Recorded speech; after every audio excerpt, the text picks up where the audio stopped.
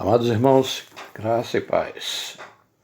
Que a graça e a paz do Senhor Jesus esteja sobre todos, amados irmãos em Cristo Jesus. Amados, atendendo algum pedido de alguns de nossos irmãos, eles pediram para que nós falássemos alguma coisa sobre um assunto que hoje em dia ainda está em pauta, a respeito de um assunto chamado a tal da batalha espiritual.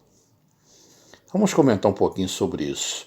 Não vai ser um estudo assim muito alongado, né? Não muito aprofundado, porque senão levaríamos horas aqui e essa não é a nossa intenção. Nossa intenção é gravar sempre coisas assim bem sucintas, bem elaboradas, para que você não possa achar que você está perdendo o seu tempo, né? Quem está ouvindo alguma coisa. Então nós procuramos ser assim o máximo assim sucintos para que você possa poder entender, né, e assimilar o máximo que você puder. Bom, nós procuraremos dar aos amados então todo o conhecimento necessário, né, para que todos entendam o que realmente é essa chamada batalha espiritual e posteriormente o peso de um testemunho cristão autêntico, segundo a palavra de Deus.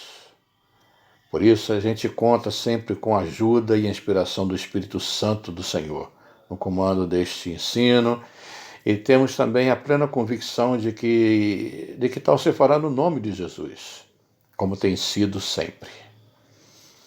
Primeiramente, nós gostaríamos de dizer que muitos irmãos, não conhecendo bem as Sagradas Escrituras, costumam enveredar por uns caminhos assim um tanto quanto tortuosos, perigosos, em interpretações erradas de outros, que normalmente sabem e conhecem menos ainda que estes irmãos.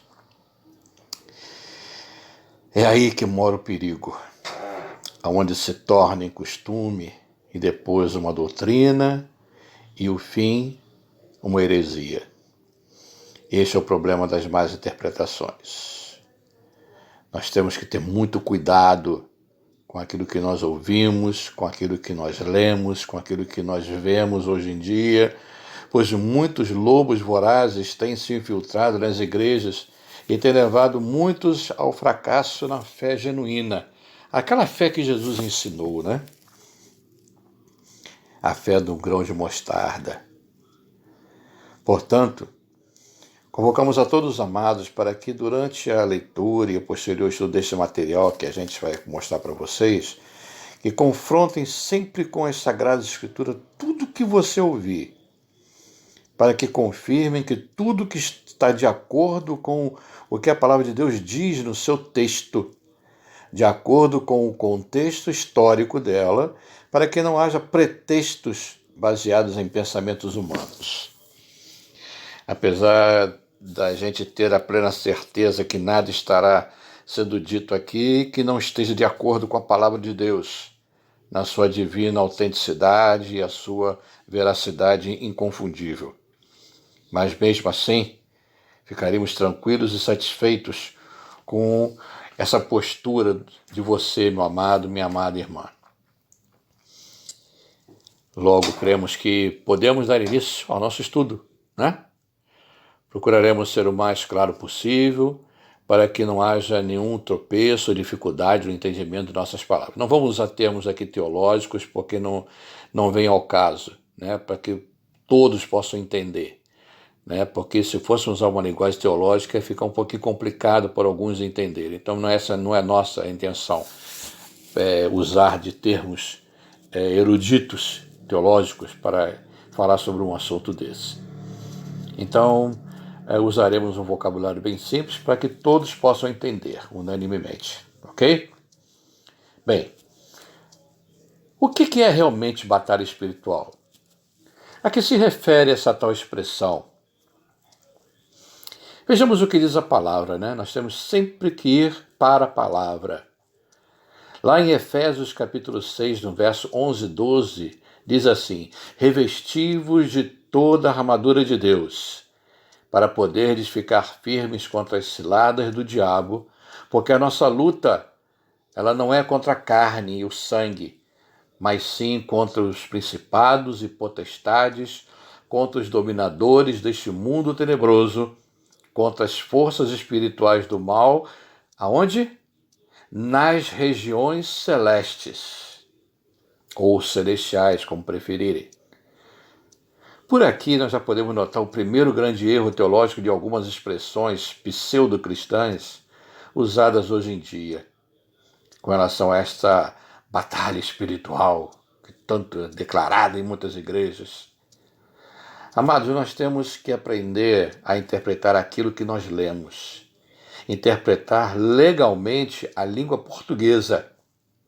A Bíblia foi escrita, né, no hebraico, no aramaico, no grego, mas para nós aqui ela foi traduzida para o português. Então nós temos que ter pelo menos uma boa noção da língua portuguesa para você poder entender o que está escrito, né?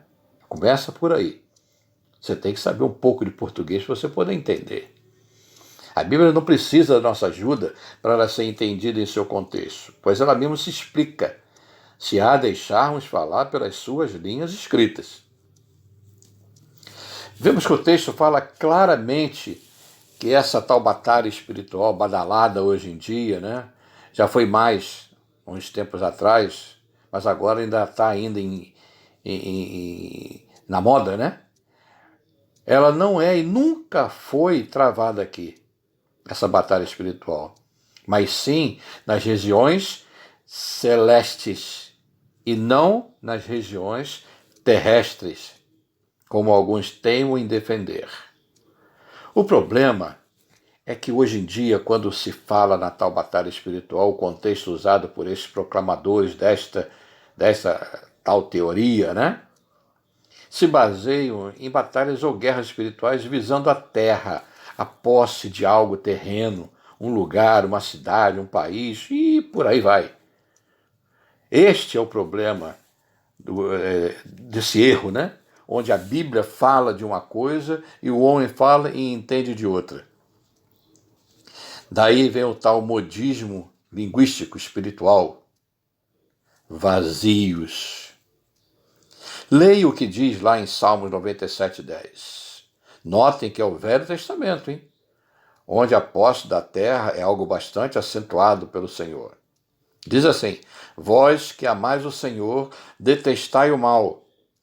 Ele guarda a alma dos seus santos, livra-os das mãos dos ímpios. Os irmãos entenderam o que está escrito aqui? Quem é que luta por você e eu, afinal de contas? Quem é que nos guarda do mal e dos nossos inimigos? Responda a você mesmo aqui agora, depois de você ter ouvido esse texto. Leia mais ainda também lá em Salmos, tem outras passagens que você pode anotar se você quiser. Salmo 121, os versos de 3 a 8, o Salmo 145, verso 20, o Salmo 146, verso 9 e o Evangelho de João 17, do versículo 11 ao 15.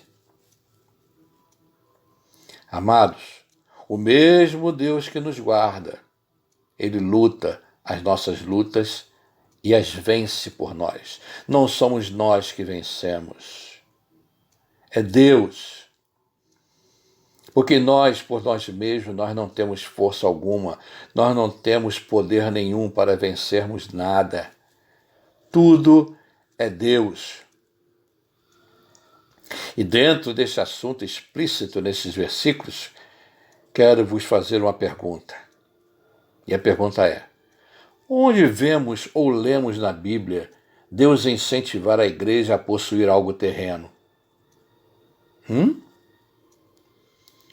Ou a você a sair por aí a dar soco e pontapé em Satanás com suas palavras, seus braços e suas pernas, dando pernada nele, jogando ele no chão? Experimente fazer para você ver o que vai acontecer contigo. Nós não podemos contra Satanás, meu amado, na força dos nossos braços. Essa guerra com Satanás, ela é vencida na palavra. Na palavra. Lembre-se quando Jesus foi tentado por Satanás, quando estava se preparando para exercer o seu ministério. 40 dias. Você sabe o que é isso? 40 dias sendo tentado pelo inimigo, com fome, sede, solidão, angústia. É assim. E a Bíblia diz que não é por força e nem por violência, mas pelo meu Espírito. Está lá em Zacarias, capítulo 4, no verso 6. Não é pela violência, não é dando pernada em Satanás que você vai vencer, não. Essa tal batalha que muitos falam por aí, que é assim que se vence, que você tem que gritar alto, né? Dar pernada no capeta. Não é nada disso. Não é por força, não é por violência, não é por palavras, mas é pelo Espírito Santo de Deus. Quando o Senhor diz lá em João 18,36 que o meu reino não é deste mundo. Lembra? Essa palavra do Senhor? O meu reino não é deste mundo. Isso implica também que, sendo nós discípulos seguidores de Jesus, nada temos com este mundo, porque nós somos cidadãos do reino de Jesus Cristo, isto é, do reino dos céus. Não temos com este mundo, como lemos em João 15:19, não temos nada com ele. Lá em João 15:19 diz assim: se vós fosseis do mundo, o mundo não amaria, o mundo amaria o que é seu. Como todavia vós não sois deste mundo, pelo contrário, dele vos escolhi, por isso o mundo vos odeia. Não pense você que os seus amiguinhos da sua escola, meu jovem, minha jovem, ama vocês. Não ama, não. Ou então a palavra de Deus é mentirosa. Ou então a Bíblia está mentindo aqui. Jesus está mentindo claramente aqui para todos nós aqui. Se ele diz que o mundo nos odeia, então o mundo nos odeia. Ele finge que nos ama. E muitos jovens estão entrando nessa, achando que é legal, que não tem problema nenhum, né? Andar com eles, fazer tudo o que eles fazem. É legal, é beleza, tranquilo, não vou perder minha salvação, né? Mas a partir do momento que eu tenho a consciência de que não sou mais daqui, e isso garantido pela palavra de Deus que nós acabamos de ler, eu tenho que viver dessa maneira, sim, estando aqui ainda, mas com o pensamento, a alma e o espírito aonde? No céu. Porque é do alto que vem o nosso socorro, diz o salmista. Nada mais me atrai nesse mundo, ou deve atrair você nesse mundo, porque nós temos uma nova visão, meu amado, meu jovem, minha jovem, meu irmão, minha irmã, um novo estilo de vida, um novo testemunho de vida, pois morremos para o mundo e ressuscitamos em Cristo para a honra e glória do Deus Pai. A nossa preocupação, meus amados, é agradar a Deus, não é agradar a homens, não é agradar a pastores, a líderes, a igreja. Não, não, não, não, não, não, não. A nossa preocupação é agradar a Deus como os apóstolos fizeram.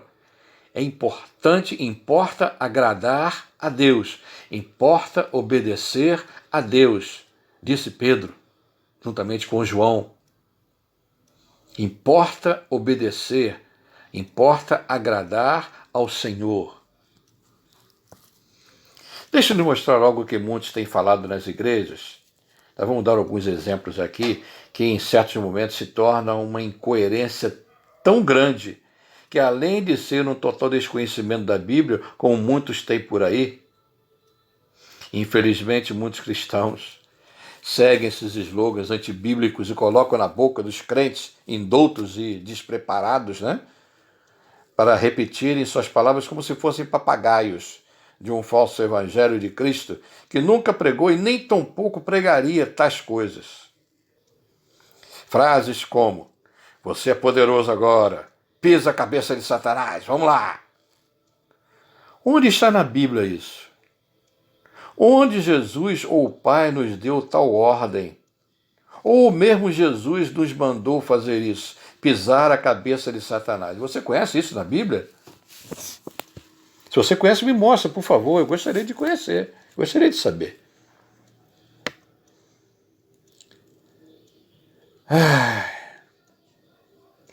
Até onde meu intelecto físico e espiritual, meu irmão, ele me leva em perfeita sanidade.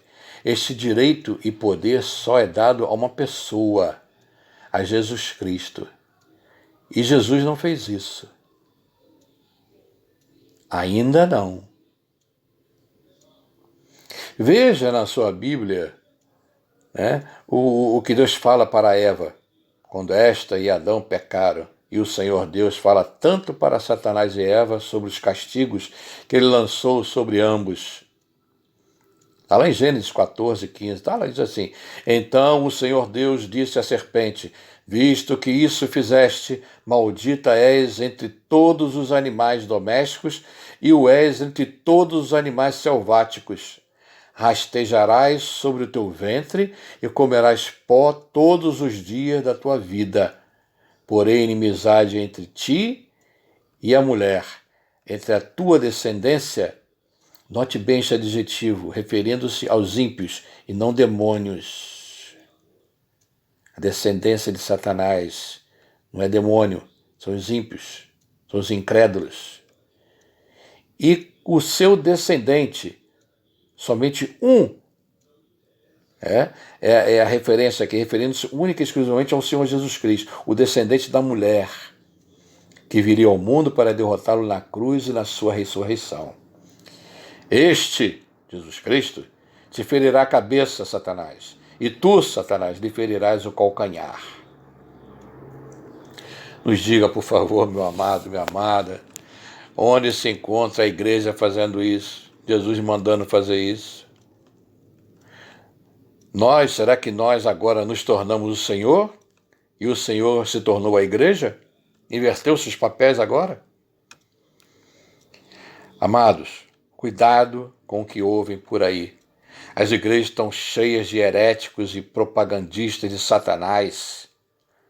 Lembre-se que Deus te dotou de cérebro, e este cérebro pensa, raciocina e distingue as coisas dentro de uma lógica que sempre deve pender para o espiritual, pender para Deus e nunca, jamais para o homem.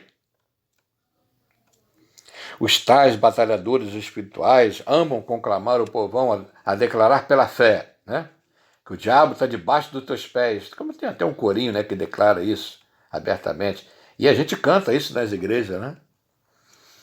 E completando a série Satanás Sem Cabeça, temos a mais famosa de todas, que é Satanás, tu tá amarrado em nome de Jesus. Tu tá. Maravilha, hein? É assim mesmo que falam.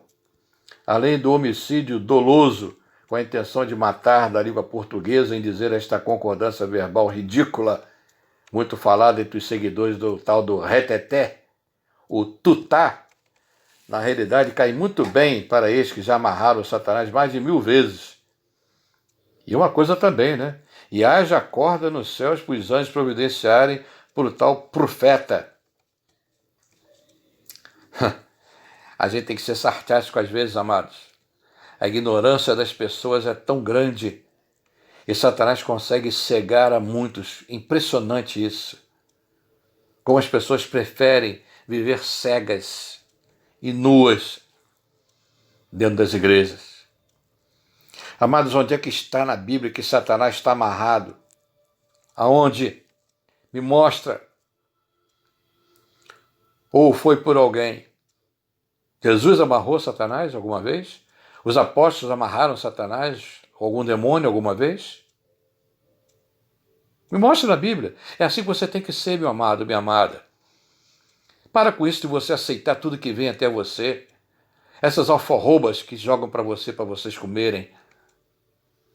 Isso é alforroba, comida de porco. É tudo comida de porcos. Pergunta onde é que está na Bíblia. Aprenda a confrontar essas heresias perguntando isso. Onde está na Bíblia? Se tiver na Bíblia, eu creio. Você tem que ser um crente iberiano. Contestar tudo que você ouve, lê, para que você não possa ser destruído. Olha, eu digo uma coisa para você. Satanás está bem vivinho da Silva e continua atuando neste mundo governado por ele e o seu bando de demônios. E além do mais, ele só será amarrado, meu amado. Sabe quando? Primeiramente, se você estudar Apocalipse, em vez de você ficar estudando outras coisas, participando de outras coisas, vai estudar o Apocalipse. Se você não souber, pergunte a quem saiba. Pergunte a um pastor verdadeiro, de verdade mesmo, quem sabe de Bíblia. Satanás só vai ser amarrado, meu amado, durante o milênio. Ele vai ficar amarrado durante 1000 anos. É o milênio do Senhor, aonde o Senhor voltará logo após o período da tribulação e da grande tribulação dos 7 anos. Logo a seguir, passarão-se 75 dias e o templo será reconstruído para que o verdadeiro Messias reine.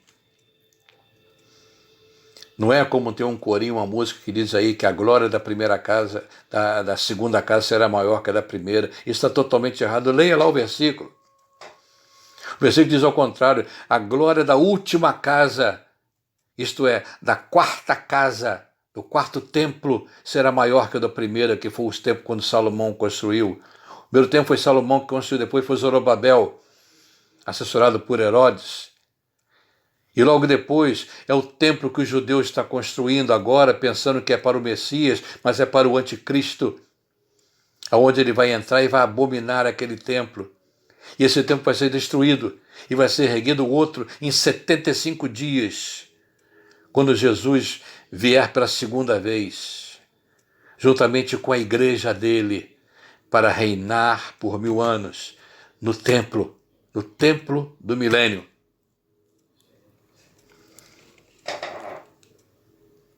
Um outro slogan usado para declarar guerra no mundo espiritual é o tal de eu determino as bênçãos de Deus sobre a tua vida. Amados, quem é você, quem sou eu para determinar alguma coisa no reino de Deus? Quem determina é Deus. Ele é soberano. É Ele, não é você e nem eu. E nem esses crápulas, esses falsos pastores e pregadores da palavra mentirosa que Deus nunca falou. A gente não determina nada, nós não temos poder para nada, não temos poder nenhum. O poder vem de Deus, o poder emana do Espírito Santo. Amados, onde mais uma vez perguntamos, amados, está na Bíblia tal declaração de fé falsa como esta? E quando não vem acompanhado desta expressão, guerreiro, você é um guerreiro, você é uma guerreira, dizendo que vamos guerrear a guerra de Cristo. Que é um negócio impressionante isso, guerra de Cristo. Esse pessoal inventa cada termo que eu fico assim impressionado, sabe? Aonde eles buscam esse vocabulário tão esdrúxulo. Você vai guerrear a guerra de Cristo. E Cristo precisa que você guerreie a guerra dele? Alguma vez Jesus te pediu ajuda para você guerrear alguma coisa por ele? Para você abençoar ele? Para você orar por ele? Hein, amados? Me responda isso. Onde é que está na Bíblia isso? Jesus fazer uma declaração dessa, te pedindo ajuda?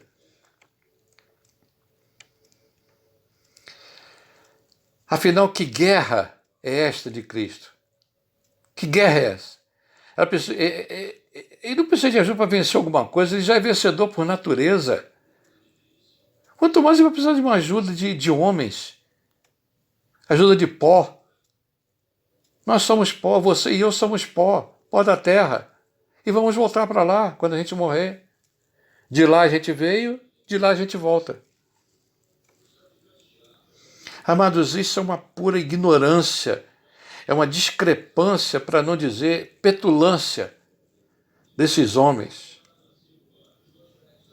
Em João 15:5 diz o quê? Sem mim, quer dizer, sem Jesus Cristo, nada podeis fazer.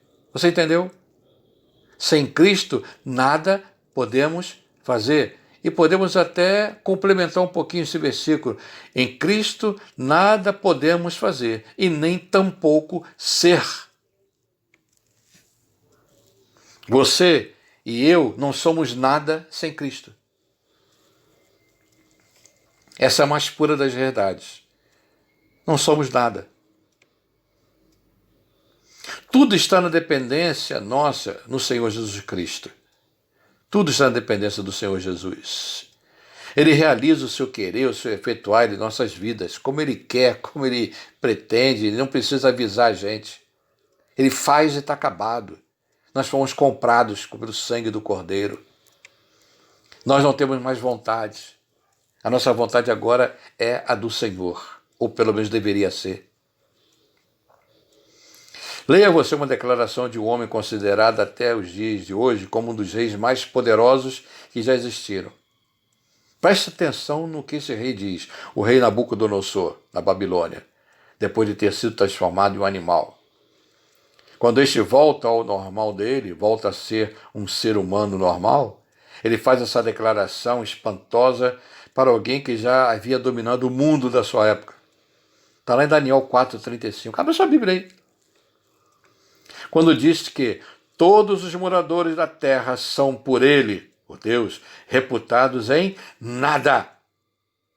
E segundo a sua vontade, ele opera com o exército do céu e os moradores da terra. Não há quem ele possa deter a mão nele e dizer, que fazes? Então quem é você? Quem sou eu para determinar alguma coisa para Deus fazer, porque a gente está mandando ele fazer? Vamos parar com isso. Se tiver algum pastor ouvindo agora, para com isso se você é desses pastores que faz esse tipo de declaração de fé falsa e mentirosa. E você também, meu irmão, minha irmã. Para com isso. Em nome de Jesus. Você não é nada. Você não tem autoridade nenhuma em você. A autoridade está no nome de Jesus Cristo. Respeite esse nome.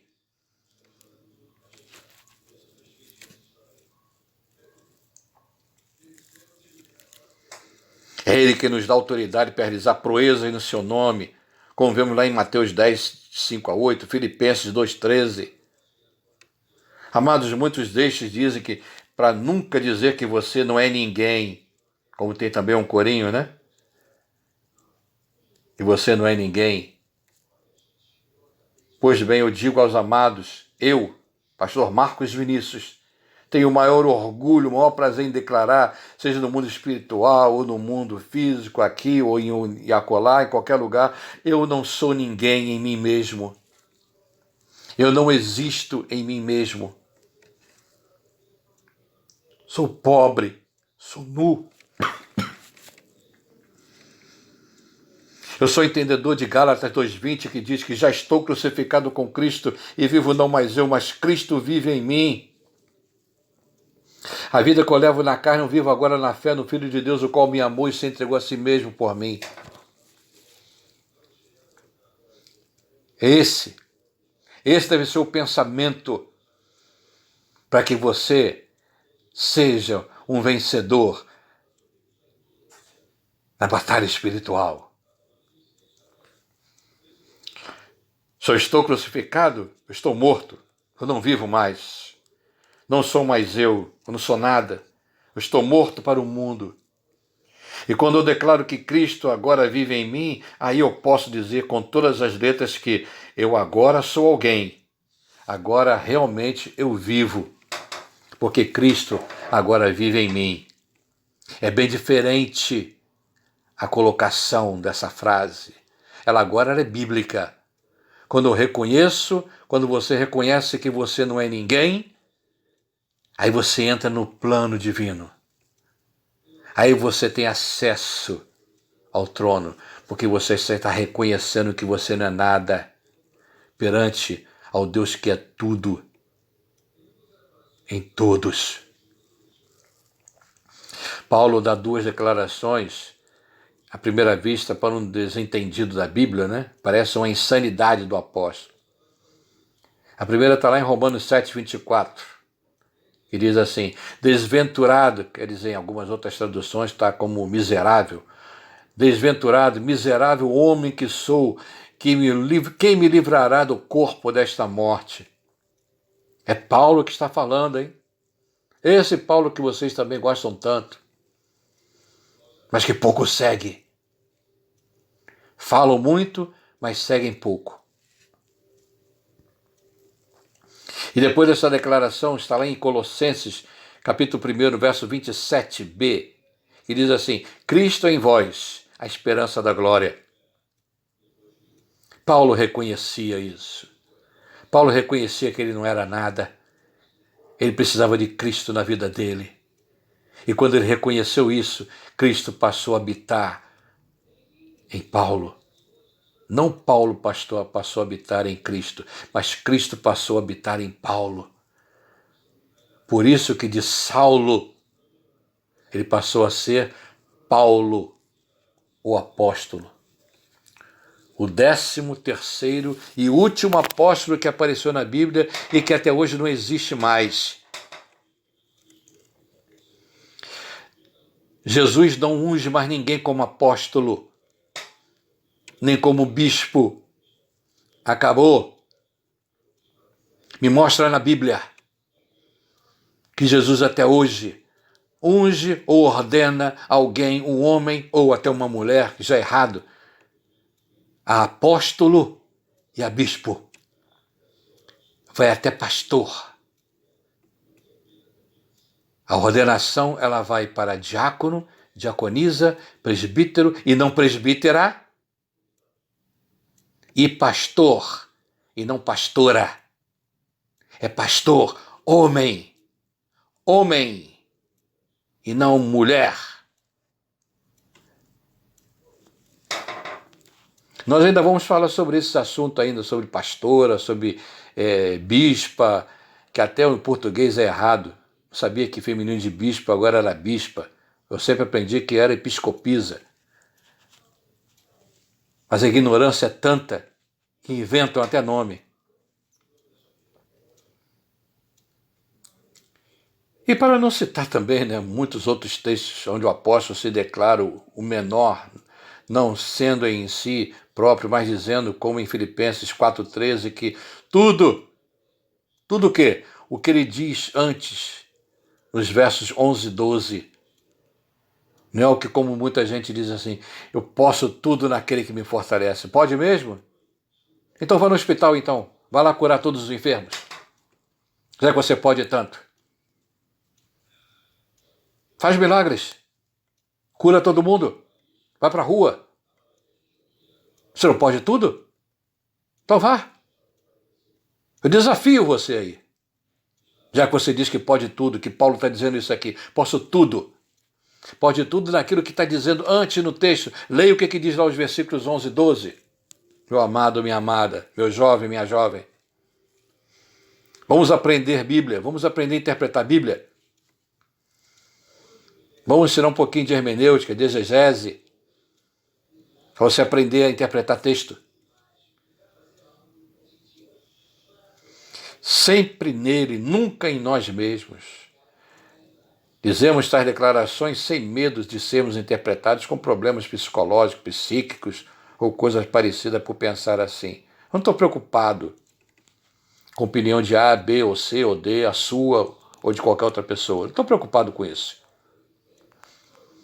Eu como pastor, eu como homem de Deus, eu estou dizendo para você que agora é baseado na Bíblia.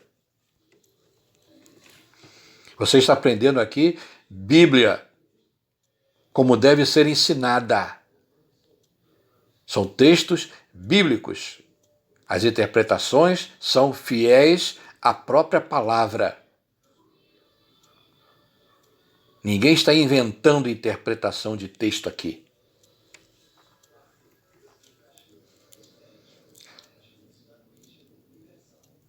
Então, meu amado, poderíamos citar ainda outros textos que comprovam que o nosso pensamento com relação ao que falamos anteriormente está de acordo com a Bíblia.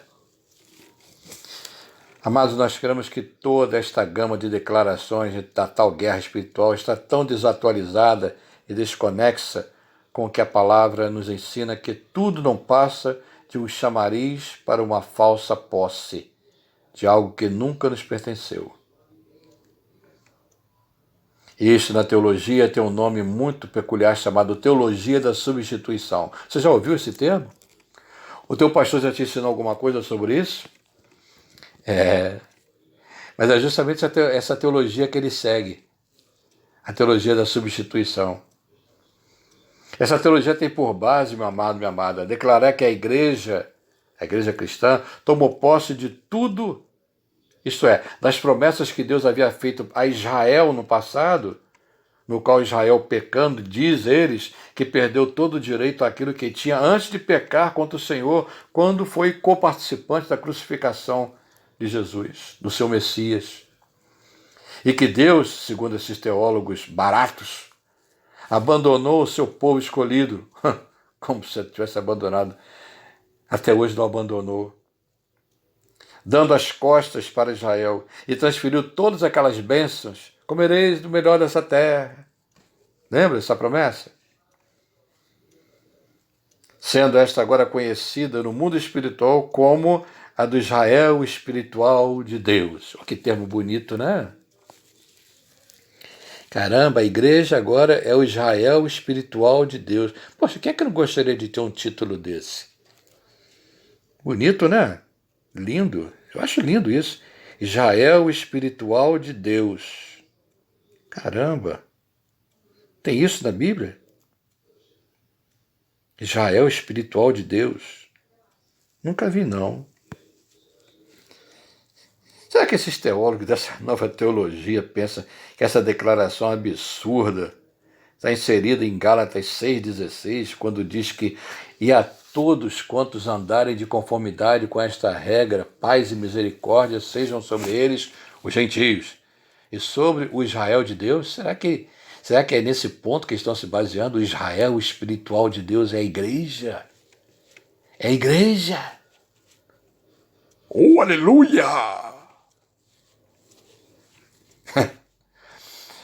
Precisamos analisar o texto, meu amado, sempre dentro de um contexto hermenêutico e não fluonêutico, quer dizer que flui, e nem tampouco no neo-revelêutico, novas revelações do neo-espírito, neo-interpretativo do Novo Testamento. Uma nova interpretação do Espírito para o Novo Testamento. Só loucos. Aqui não se fala nem de longe desse negócio de Israel espiritual de Deus. Os melhores comentários bíblicos mostram essa interpretação verossímil de que está se tratando de povos distintos, isto é, gentios, eles e Israel, povo de Deus. Agora vem esses propensos teólogos de encontros em bares da vida e crentes domingueiros inventar interpretações novas da Bíblia, usando as desculpas mais esdrúxulas e mais esfarrapadas para explicar suas teorias estapafúrdias para quem estuda e pesquisa há séculos a historiedade e a veracidade bíblicas. Isto se chama invencionice de mentes férteis, que adoram ficar em casa buscando coisas onde não tem e enchendo a cabeça das mentes vazias de conhecimento e discernimento daqueles que não têm. Amados de Deus, vamos aprender a interpretar a palavra tal como ela é. Ela se auto-explica dentro daquilo que ela mesma se propõe a mostrar e a ensinar para nós. Em outras palavras, o que estamos querendo dizer aos amados é que devemos ser cristãos bereanos. Vamos comparar e confrontar com a Bíblia tudo que vemos, tudo que ouvimos, tudo que lemos, para que não venhamos a incorrer em enganos e falsas doutrinas, que já são muitas. São dezenas e centenas de milhares de doutrinas erradas, doutrinas heréticas, demoníacas, entrando nas igrejas. Vamos interpretar a palavra com dignidade e clareza de pensamento, numa razão racional sempre, sem especulações e delírios neopentecostais, o que, aliás, é um erro, né? Você se achar que é um crente pentecostal. Você sabe o que é Pentecoste? Alguém já te explicou o que quer dizer Pentecoste? Não? Pentecoste é uma das festas judaicas, simbolizando o dia das colheitas, 50 dias após a Páscoa. É isso. Festa das primícias, festa do dia das colheitas.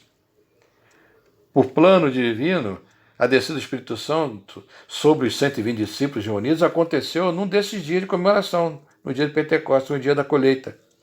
Só isso, nada mais. Podia ter acontecido num outro dia qualquer.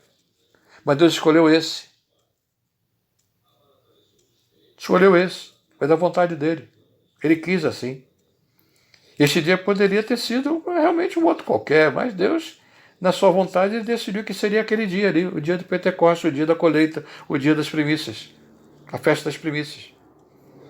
Mas daí dizer-se que você é um crente pentecostal é um certo sensacionalismo, né? Venhamos e convenhamos. Segundo lugar, se somos pentecostais, então deveríamos ser todos ou quase todos fazendeiros. Ou algum agricultor, né? Porque se trata do dia da colheita, a festa das primícias do que se colhia nos campos, levava-se as primícias, os chamados dízimos da colheita.